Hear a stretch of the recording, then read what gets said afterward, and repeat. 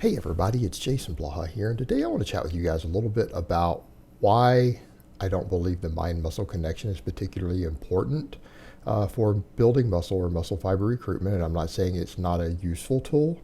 I'm not saying studies don't show some merit to it. What I'm saying is that when you look at the broader picture of training programming and then you look at the studies, it becomes apparent that it's a very overrated tool.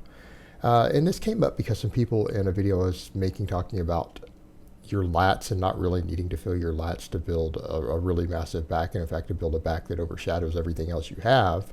It's just something that's been noted as a criticism of me, even though I'm not a bodybuilder, I'm a strength athlete. That's been pointed out, and that's an interesting point because I don't feel my back at all. And so a lot of people would say, well, how does that mesh with the scientific literature, the research, the things we have? Well, what people need to remember, there have been scientific studies done, and I'm going to get into the grand scheme of programming on this too, but there have been studies done to where they tried to compare internal versus external cues versus no cues. And I think that's a better way to explain these things, because do we really need to call the mind-muscle connection? Do we need that long phrase? Isn't that just internal cueing? Compensatory acceleration, isn't that just external cueing? And I think that's a better way to word it, because we can talk about these things in a broader picture. But studies have been done, particularly on the bench press. And I think that's a great exercise to use for this because, again, you have back support. You can limit other muscles from getting involved. It's one thing for us to talk about rows or other lifts where you can put a certain amount of English on it. But when you have the bench press, other than bouncing the bar off your chest or lifting your ass off the bench, all this stuff, there's no real way to cheat. So you're generally limited to technique and cueing for the most part until you start just becoming a total jackass. So anyone even trying to remotely use anything resembling strict form is really easy to do on the bench press. So what you have there, they've compared 3 different situations, and what was looked at? They looked at just benching, going through the motions, because people tried to say that. They actually have said in that other video, well, if you're not feeling the mind-muscle connection, you're just going through the motions. Well, anything could be further from the truth. Going through the motions means you're putting no focus on anything other, you're just doing the lift.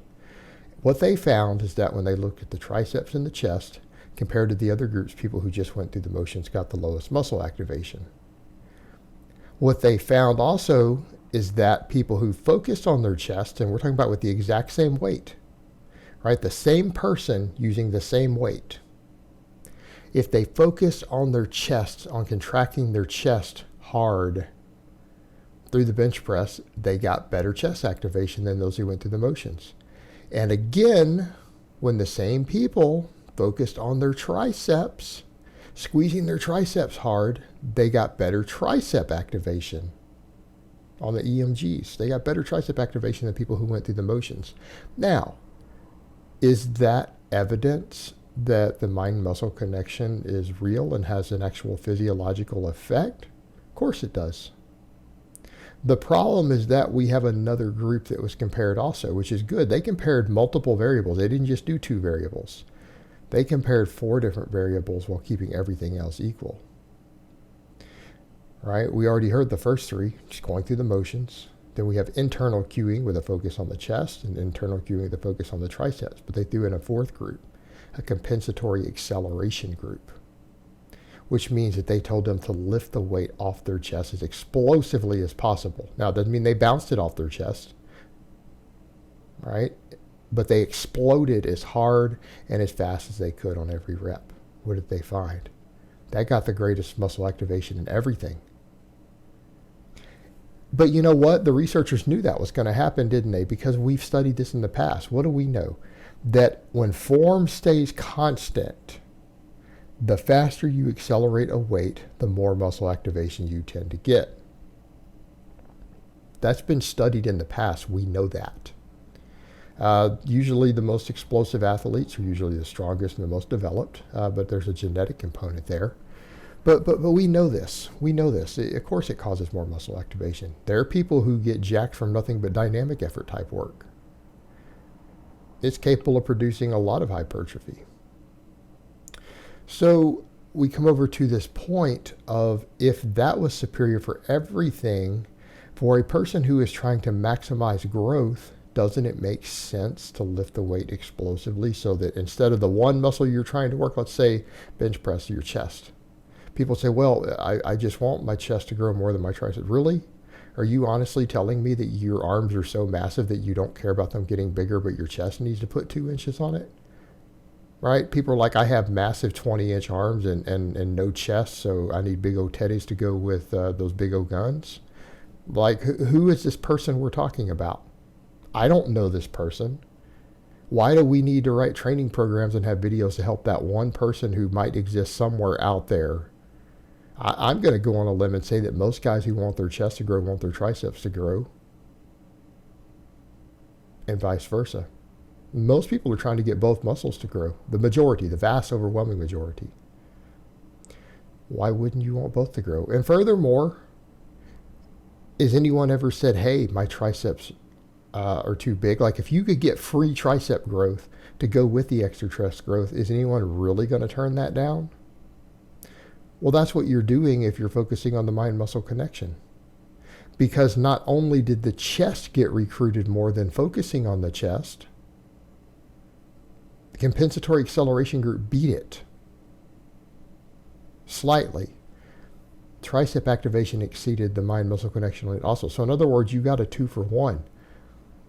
Lifting the weight explosively and quickly produced the most muscle fiber recruitment across the board in everything, not just the muscle that was focused on. It was the clear winner. Now, people will look at that and say, okay, well, that makes sense on your big compound movements. But what about your isolation movements? You don't have multiple muscles involved. And the question I would ask is, you have multiple heads and multiple functions involved. Furthermore, why would you ever try to isolate a muscle? That comes back to the fundamental question, because it would make sense. I mean, a person could argue, well, your big multi-joint exercises, because let's call them that instead of isolation movements.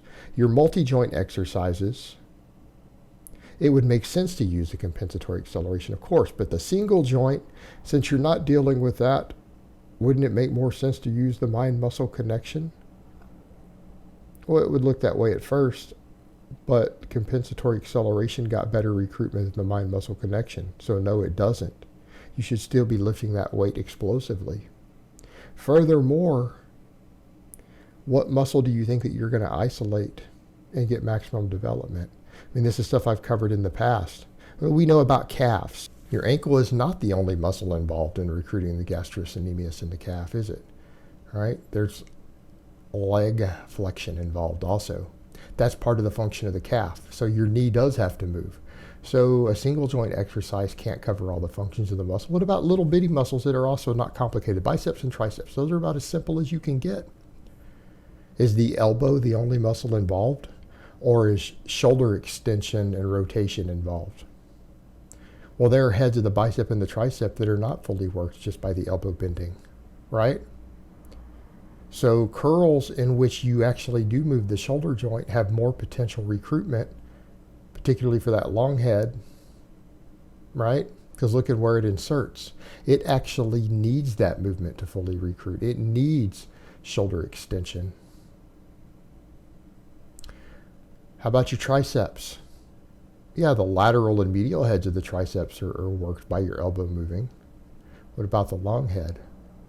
It's not fully activated by only your elbows moving. So the question I start to ask people, even these very, very low complexity muscles, those are some of the least complicated muscles you're going to ever try to train. In what world can you fully work them with a single joint exercise? And if we come back over to, again, the external cueing and the compensatory acceleration, it would actually make sense to do those lifts with high speed also. Again, even if you wanted to do movements that are almost isolation movements, like a curl or a tricep extension, it would make sense to do those with shoulder rotation or extension involved as well, wouldn't it? Because you need that to recruit those muscles. And it would make sense to do those explosively. You can do tricep extensions explosively, of course you can. You guys see the point here? This mind-muscle connection nonsense While there's data to support it, it's still an inferior training tool. And even if you wanted to focus on some of these smaller muscles, you still wouldn't isolate them. You still wouldn't do at least a single joint exercise. You need that second joint involved to fully work these muscles.